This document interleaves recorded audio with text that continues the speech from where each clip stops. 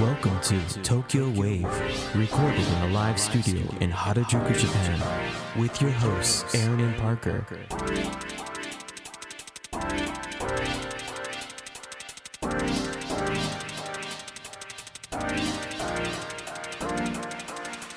All right, everyone, welcome to episode 57 of Tokyo Wave. We're your hosts, Aaron Randall and Parker Allen. On Tokyo Wave, we bring you weekly updates from our studio in Harajuku.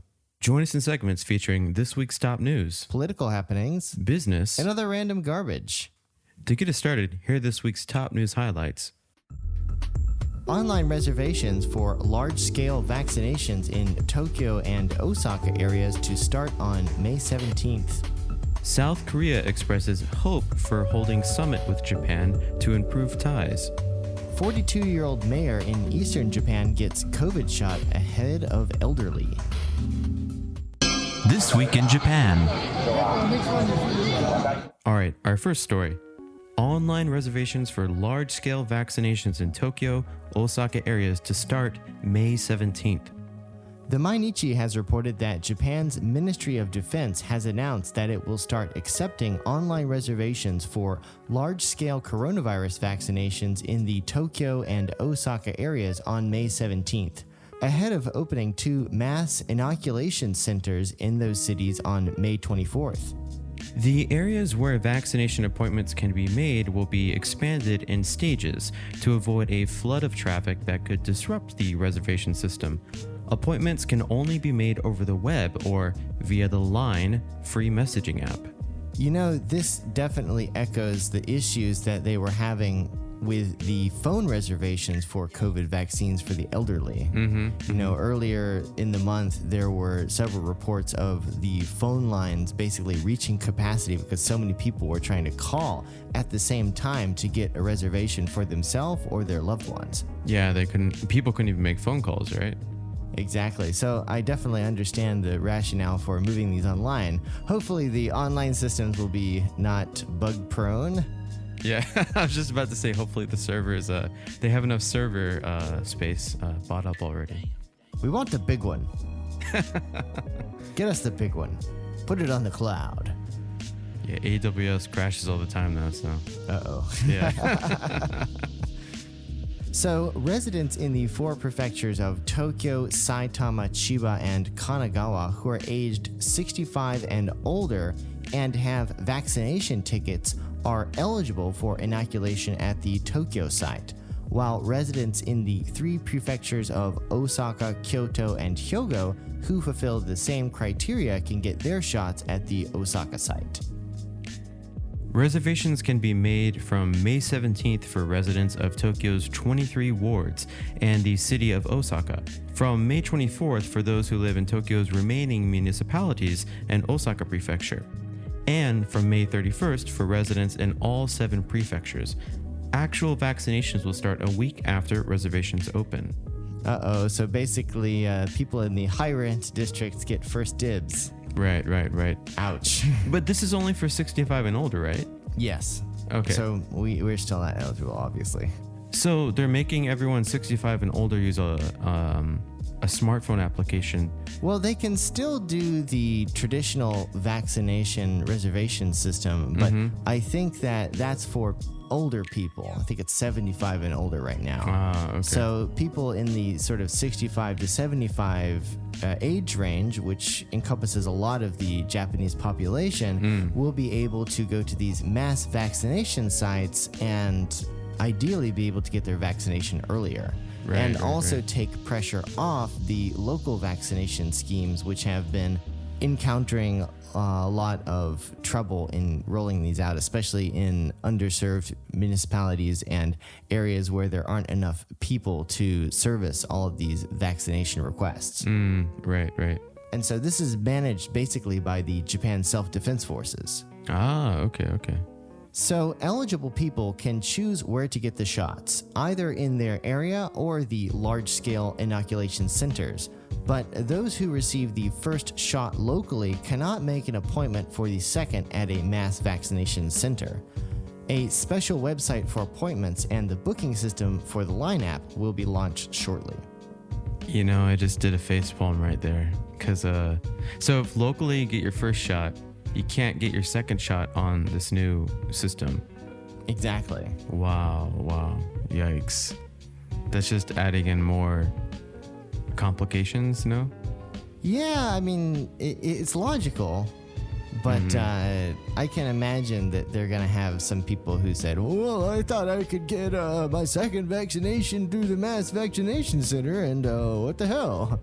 Phone reservations will not be available for the mass vaccination sites after some local municipalities saw a flood of calls for vaccination appointments, as we mentioned earlier, making it difficult for people to get through. Instead, call centers will be set up to provide information, including how to make reservations online.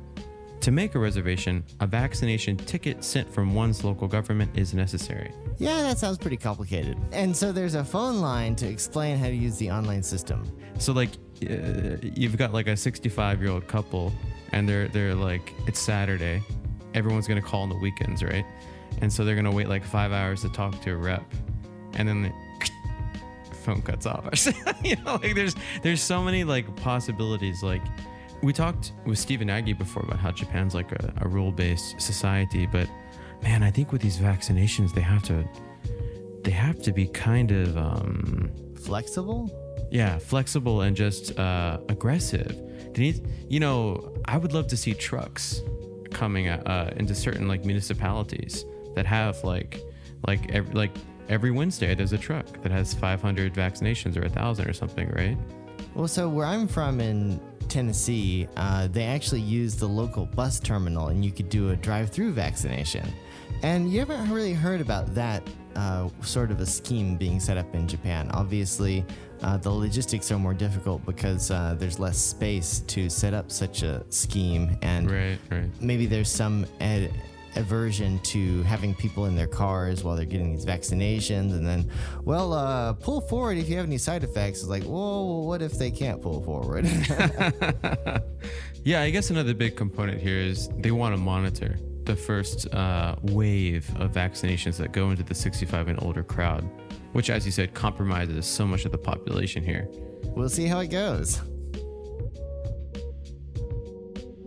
And up next, South Korea expresses hope for holding summit with Japan to improve ties. Kyodo News has reported that South Korea has expressed hope for holding a summit with Japan, as visiting South Korean intelligence chief Park Jae-won met with Japanese Prime Minister Yoshihide Suga.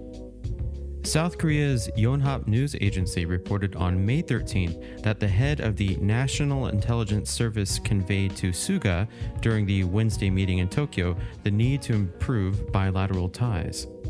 The Japanese leader echoed the need, and Park, who arrived in Japan on Tuesday, expressed the view that the current status of the bilateral relationship is not ideal, saying that it should not remain like this.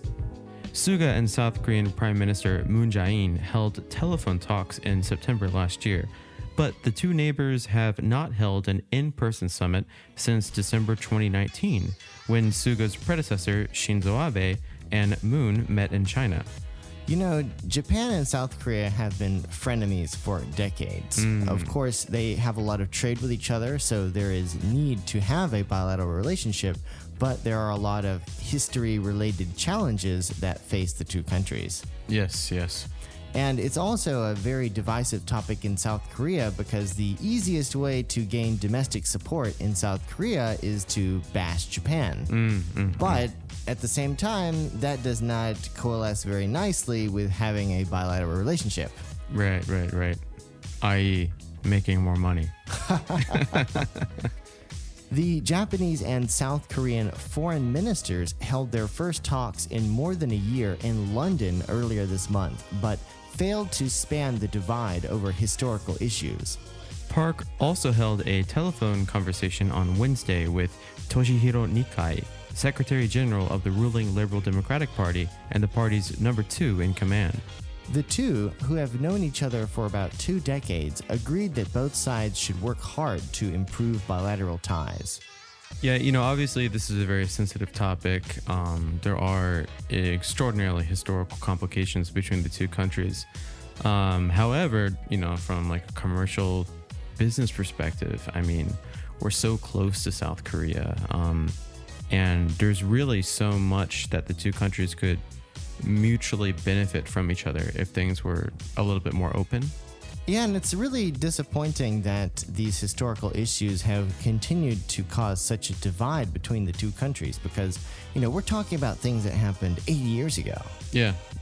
But, of course, there is always this sort of underlying nationalism within the two countries, and it is it's an issue of political sensitivity. I mean, it is not domestically popular to promote strong bilateral ties because the two countries still have so much divisive rhetoric against each other. For sure. Up next, 42-year-old mayor in eastern Japan gets COVID shot ahead of elderly. Kyodo News has reported that a 42-year-old mayor in eastern Japan came under scrutiny on May 13th as he was inoculated against COVID-19 ahead of the elderly, in the latest case that could raise suspicion about fair distribution amid the country's sluggish vaccine rollout. Shirosato City's mayor Osamu Katono in Ibaraki Prefecture told a press conference he received his first dose on April 28th, along with other town officials, justifying the move by explaining there had been canceled appointments that day by healthcare workers, and the doses would have gone to waste. Hey, I agree with them. They should be doing that for everybody. Yeah, well, I guess it helps if you're the mayor, though, right? Yeah. Katono said he is also, quote, equivalent to a healthcare worker because he oversees the vaccination site located next to the town hall. If the mayor, the only one who gives the orders, gets infected, it would cause confusion. I don't see a problem with it. Yeah, well, the public apparently did see a problem with it.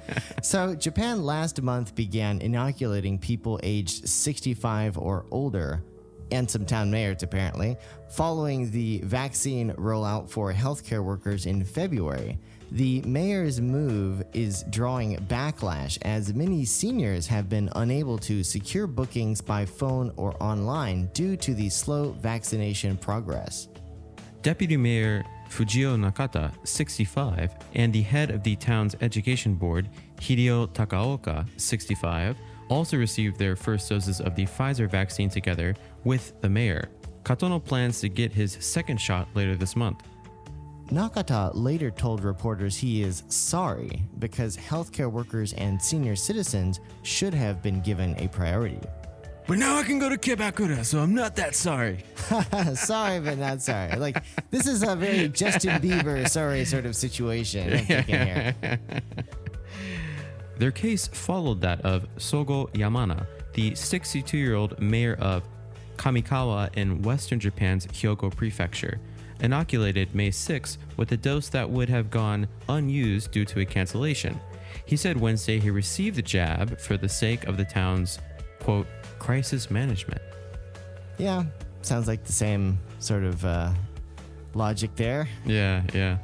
On May the 11th, the deputy mayor of Nishio in Aichi Prefecture in central Japan apologized after giving priority reservations for COVID-19 vaccinations to the 70-year-old head of a major pharmacy chain and his 67-year-old wife. The government's top spokesperson, Chief Cabinet Secretary Katsunobu Kato, told a conference on May 13th any actions lacking fairness would be truly regrettable, and that administrators should refrain from actions that undermine the public trust. Yeah, it's really a catch-22 because, I mean, municipalities are also getting a lot of criticism for throwing away unused vaccinations. But, of course, if the unused vaccinations very serendipitously go to senior town officials and influential CEOs, then people are going to say, hey, what the hell? This isn't fair. Yeah, like in the US, our previous president, he got COVID, and then I think they gave him like some experimental, like super like expensive, this magic, super expensive cocktail, right? Yeah, and then he's like all, like out again, like in 48 hours, and he's all doing great. And, Americans, even Americans who hate Trump, I think most of their response was, of course he did that. Yeah, he's the president. I mean, we got to make sure the president doesn't die. Yeah. And I'm not defending his actions, and I'm not for his actions. But it's interesting that, here in Japan, just the fairness and how much people care about the fairness, that could actually hurt us in the short term with this vaccine rollout. Yeah, I mean, think about it. If Prime Minister Suga got COVID for whatever reason, right? Yeah. And he had to stay in an Appa hotel. He's like, I'm not going to receive any of the special treatment because this is the way that it's going to be fair. Yeah. No, I could totally see that happening because it's just this, everything has to be fair. And if a public official does something that is not fair in the least, it's this huge issue. Yeah. And I'm all for fairness, but I mean, it's a freaking pandemic and people will die if they have certain underlying conditions and don't get this vaccine.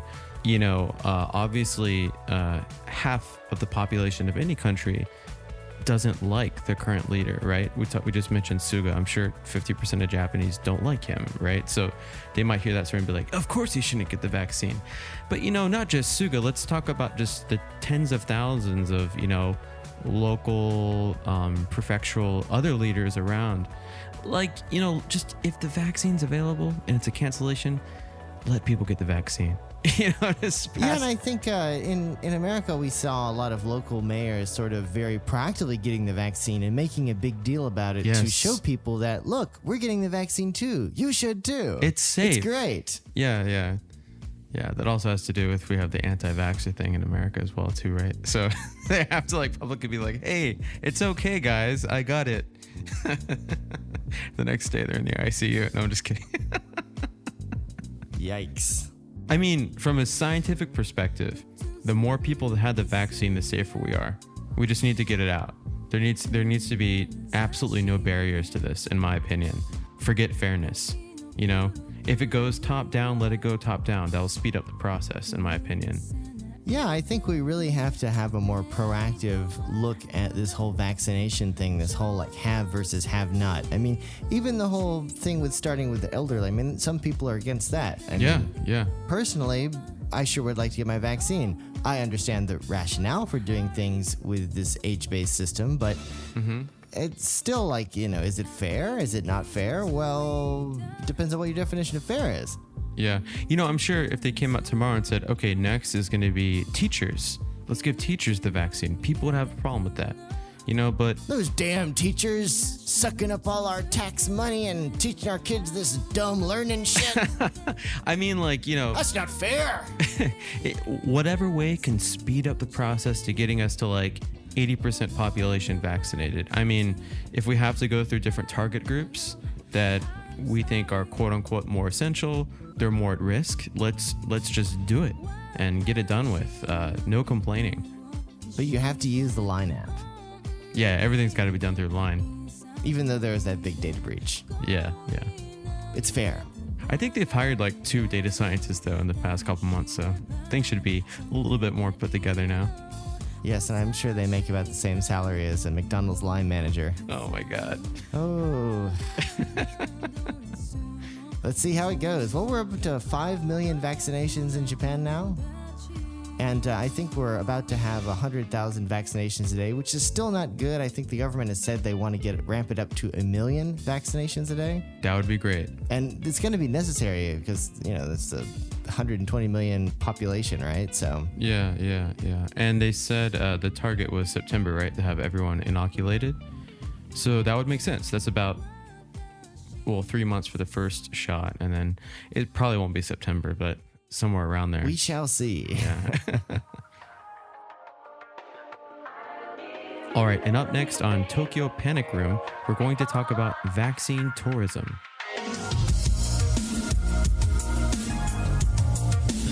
You're now listening to Tokyo Wave. Tokyo Panic Room.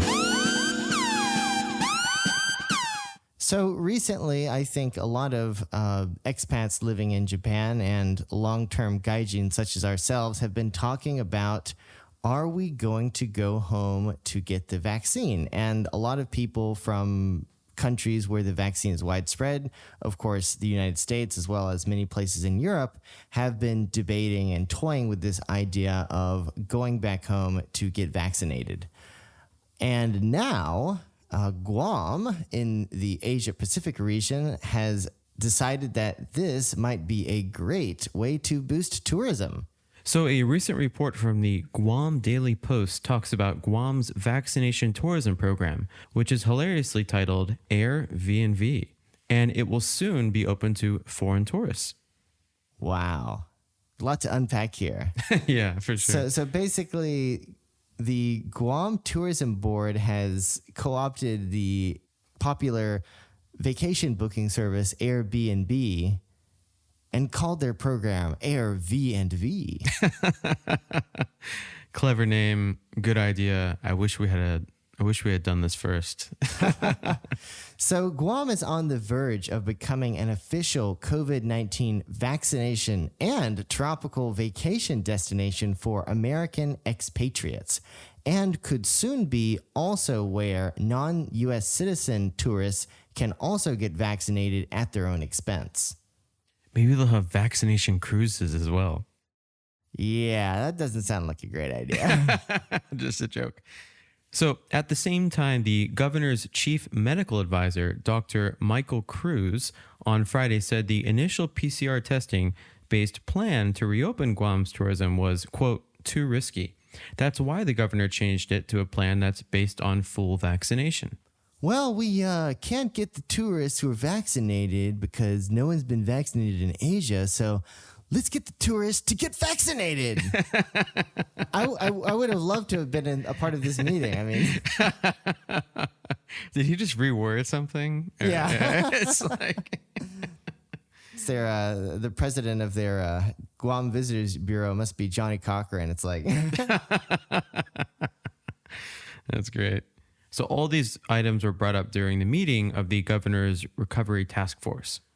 So Guam's Visitors Bureau president, who is not Johnny Cochran, who's actually dead, but actually Carl Gutierrez and other members announced that a vaccine supplier is now vetting certain Guam private clinics to see whether they can get a minimum of 55,000 doses of the single-dose Johnson & Johnson vaccine, as well as the double-dose Pfizer vaccine.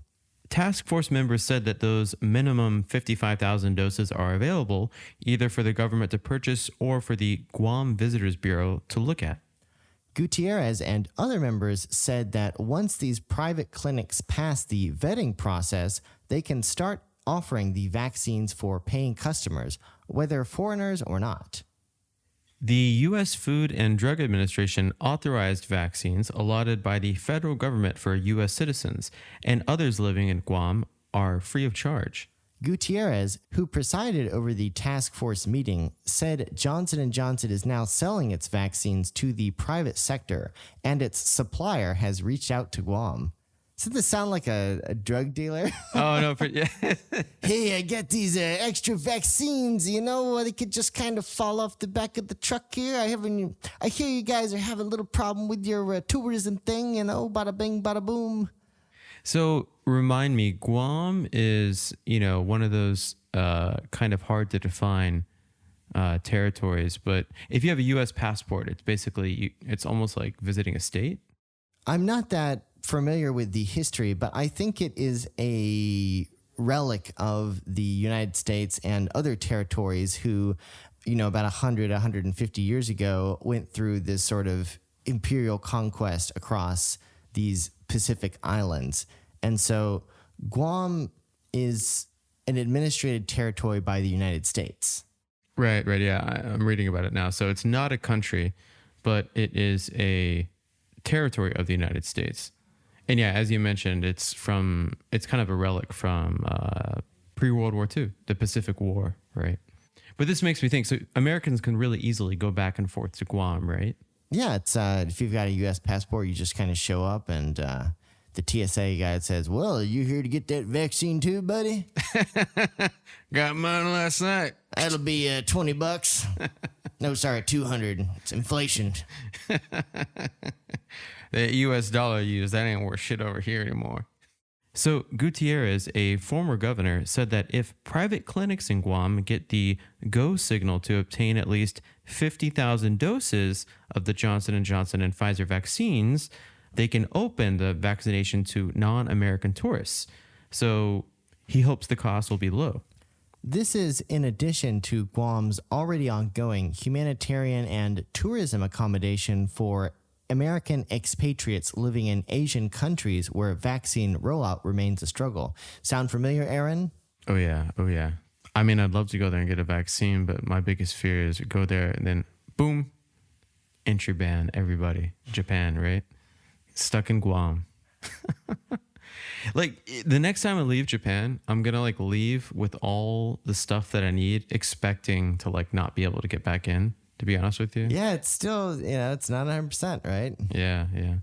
Gutierrez also said that, quote, so that's where we're headed to, but we thought we're going to open it up right now to U.S. citizens. And then once tourists want to come for the Johnson & Johnson, I believe they can do that immediately because they're already making it available to clinics here. If they want to buy, they will have to pay. The tourists that are not U.S. citizens will also have to pay. They'll have to pay. We got it, Sarah. So about this Airbnb, the Guam Visitors Bureau is pursuing what Gutierrez termed about 3 months ago as Guam's Airbnb. The two V letters stand for vaccination and vacation. Ooh, like a little beat sound effect right there. Yeah. It sounds great, actually. I'd love to do my Airbnb in Greece. Well, I think a lot of people are going to Hawaii right now for this exact reason. Obviously, it's limited to U.S. nationals, I think. But basically, Hawaii, you just show up and you don't need to be a Hawaii resident. They'll just, we've got a box right over here. Come on, buddy. They just opened up a direct flight from Orlando International Airport to Hawaii.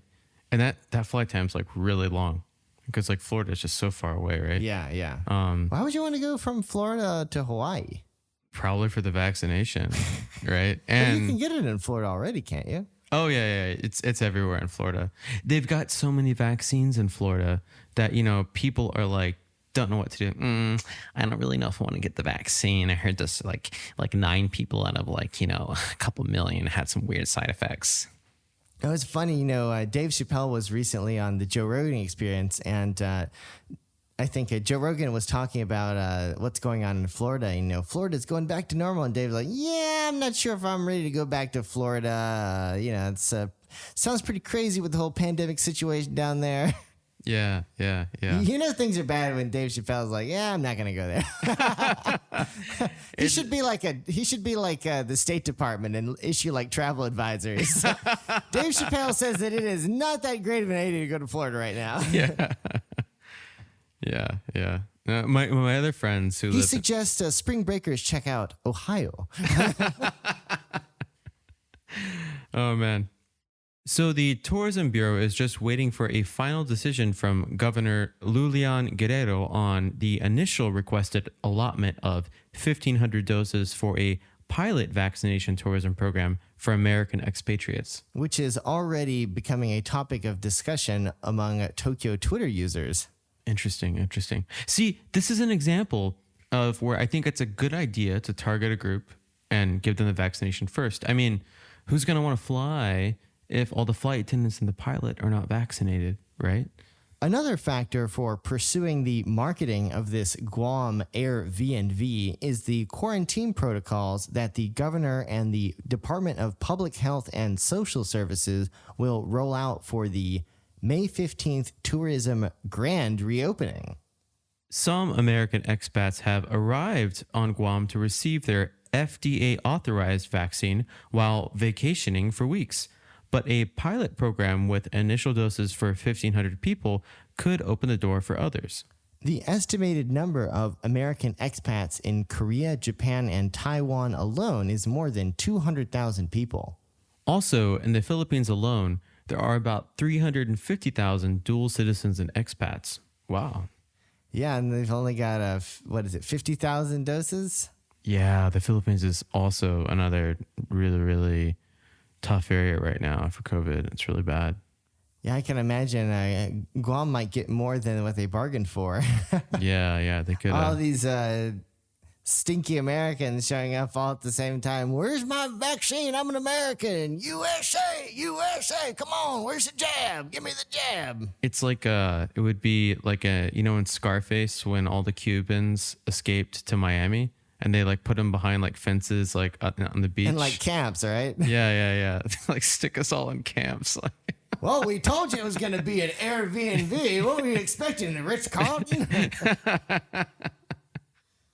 Gutierrez voiced optimism that this plan can restart Guam's tourism-dependent economy, stating that, quote, I think this is about the best thing that could happen to Guam right now, with our proximity. We're 3.5 hours away from Japan, Taiwan, Hong Kong, and the Philippines. Yeah, it's you got to get those camps ready. Yeah, I agree with him. I mean, this is a good opportunity.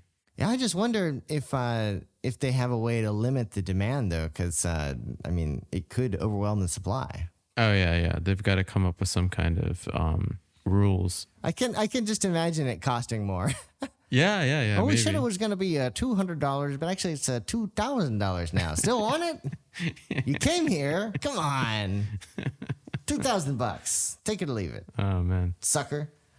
Operation Warp Speed, what a name, the federal entity leading the vaccine distribution, reportedly is in support of Guam's efforts to vaccinate U.S. citizens living outside Guam.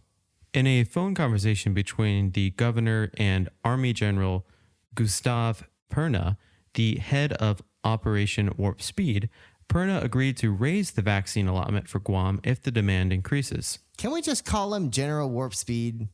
That would be much better, I think. Sir, yes, sir. General Warp Speed. At your attention. General Warp Speed reporting, sir. I wonder how many stars General Warp Speed has. General, we're going to need about 5 million more vaccines. Say no more. Give me 18 hours and I'll be back with those vaccines. And then he disappears in like a flash of light. This guy is not a general. He's a superhero, actually. He's got a missile-guided laser sight. Or is it laser-guided missile sight? Both. And they're really fast. I mean, isn't that the most American thing ever, though, calling the vaccination program Operation Warp Speed? Yeah. General, we're willing to give you about 10 times the price if you can get these vaccines to us tomorrow. Roger that. Be right back. Texas has reported a shortage of vaccines all of a sudden after 2 cruiser military aircraft were shot down by unknown missiles, carrying over 5 million vaccines. It's a... All right, Gutierrez, here's your 5 million vaccines. We didn't want you to deprive the vaccines from Texas. You told me you wanted the vaccines. Here they are. This comes as Guam now has ample vaccine supply, and about 57% of its adult population has been fully vaccinated.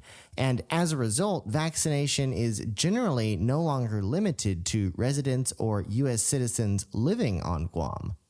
The government aims to achieve 80% herd immunity by July 21st of this year. Congratulations to Guam. That's awesome. I wish Japan was in the same boat.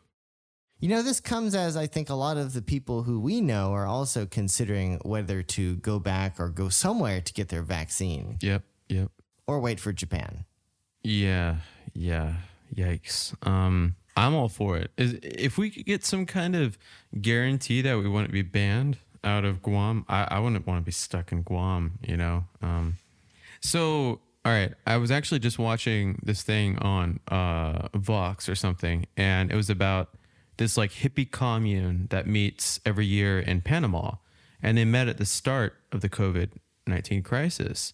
And did you hear about this? No, it sounds crazy. Are those the guys who help those people with the tax dodging?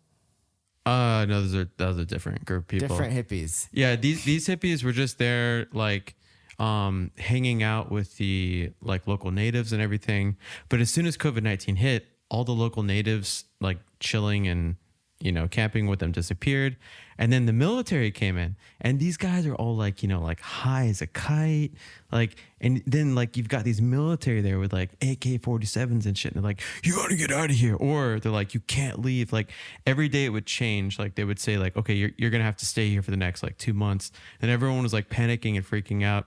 And Vox did like a quick 20-minute documentary, and a lot of people ended up staying. Yeah, man, we're like hippies. Oh, just stay here and like have a drum circle or something. Some of them are still there. Whoa. And like, yeah, they were saying stuff like that. Like, we came here to be like one with the environment, and that's what we are. And there's no reason to leave. And it was actually, it was entertaining and funny, but it was also very interesting. Like, what a situation to be stuck in. Like some of them would be okay to leave Panama. They'd get on a bus and go to the airport. But then the military would throw everyone off the bus in the middle of the highway. So they had to hike back to the campsite. I mean, like, they literally couldn't get like a safe ride out of the country. Yeah, it's like that's the age-old situation. Nobody likes hippies. I guess they're used to it though. It's like, we have to walk again. Shit. Well, thank God we don't have any shoes because we're hippies. So. And then like, let's sing songs. yeah. After about like 30 days of them being in this like state of flux, the owner of the whole thing came out. He's like, all right, all of you are going to have to work. You hear me? And like, they're all like freaking out like, holy shit. I'm surprised the hippies are still there. Aren't hippies kind of averse to working? I think some of them actually got into it, working on the land. But the ones that could leave, they eventually got out, I guess. But it was very interesting. I thought it was kind of hilarious how all the local natives who were like really friendly with them, like peaced out ASAP. Like, so yeah.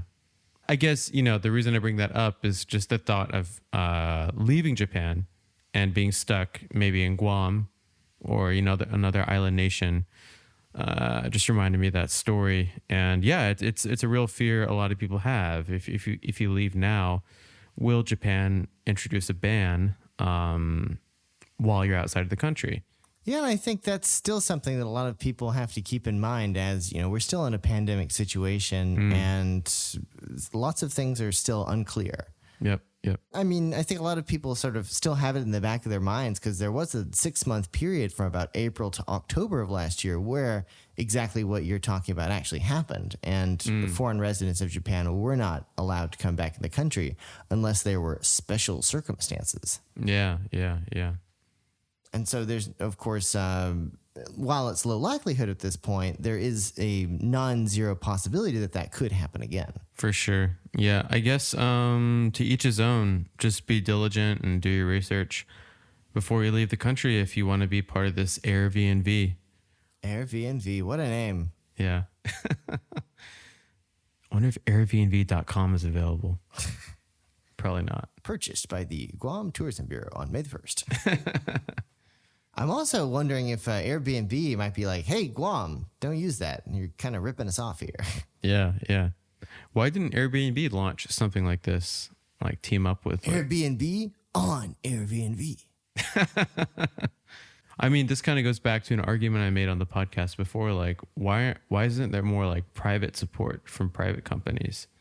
Like, couldn't Airbnb partner with like local governments in other countries? This kind of reminds me of the situation after 3/11 where you had this outpouring support from all of these governments and all of these private companies as well who wanted to help the people who were affected by the triple disaster that happened in Japan in 2011. But the government actually denied a lot of those requests. I see. And so I think the same thing kind of happens in this situation as well, where there might be private enterprises who want to lend a helping hand, but the government doesn't know how to use their request or make it happen in a way that is fair. And of course, the whole thing with this, whole mass vaccination is it has to be fair, right? The country we're in, yeah. There has to be rules and an order and a process. Yeah. And an appointment time. That you have to get online or via the Line app. And hopefully the Line app doesn't go down. Because it's fair. if it goes down for you, it goes down for everybody, right? Right. And that's fair. Yeah. Oh my God. Yeah, they solved it. Well, me personally, I'm not planning on going overseas to get a vaccine because I cannot help but think about the non-zero risk that one encounters when doing international travel. Mm-hmm. And just in general, I mean, you go, you get the vaccine, probably you can come back, but you're out of pocket for a month, basically. Yeah. And of course, there's this one-dose Johnson & Johnson vaccine, but, you know, all the cool kids say that Pfizer and Moderna are better. So, you know, there's lots of mixed signals, lots of mixed information. So it's really hard to make a value judgment in that situation and say, okay, this is the thing that I'm going to do. You know, I haven't looked into this, but like imagine you go to Guam, get the vaccine. Doctor's like, all right, don't drink any alcohol for 48 hours. Okay, you walk outside immediately, just like slam vodka. Like, you know, that's the image I have in my mind. I've seen pictures of friends that go to Guam and they're just always partying, right? Yeah, so, it's a party place. And it's, I don't know, it seems a little bit risky. Yeah, for lots of reasons. Hey listeners, that's right, you listen right there. Who do you think should be our next guest on Tokyo Wave? Let us know. Drop us a line at wave@tokyowave.jp. We hope you enjoyed Tokyo Wave. If you haven't already, you can subscribe to our podcast on Apple Podcasts, Spotify, SoundCloud, and YouTube. Join us again next week on Tokyo Wave.